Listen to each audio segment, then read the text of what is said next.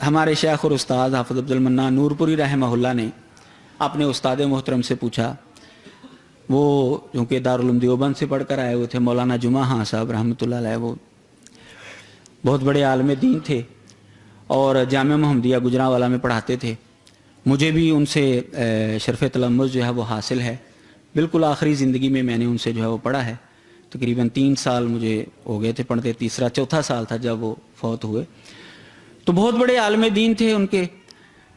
और नूरपुरी रहमहुल्लाह चूँकि बहुत ज़हीन तालिब इल्म थे, हमने सुना है कि चूँकि वो बड़े मुश्किल सवालात करते थे, तो स्पेशल फिर फ़नून का उस्ताद जो है हमारे उस्ताद शेखुल हदीस मौलाना अब्दुल्ला रहमहुल्लाह ने जो है स्पेशल तौर पर उनको रखा कि ये फ़नून के माहिर उस्ताद हैं और ये अब्दुल मन्नान को पढ़ाएगा।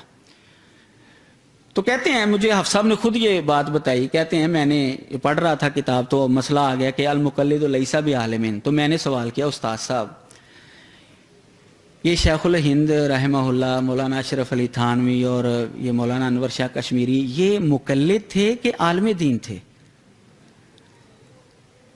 अच्छा, कहते हैं जी उस्ताद साहब खामोश हो गए, मुझे जवाब नहीं दिया उन्होंने। अगले दिन जब मैं सबक पढ़ने के लिए गया ना, दूसरे दिन, तो फिर मुझे कहते हैं, भाई वो जो तूने कल सवाल किया था ना, वो मुक़ल्लिद थे, वो मुक़ल्लिद थे। आप अंदाज़ा कीजिए कि इल्म के साथ राब्ता और ताल्लुक जोड़ना जो है वो तकलीद के अंदर मुमकिन नहीं है। ये दो मुतज़ाद चीज़ें हैं, ये एक जगह पर इकट्ठी नहीं हो सकती।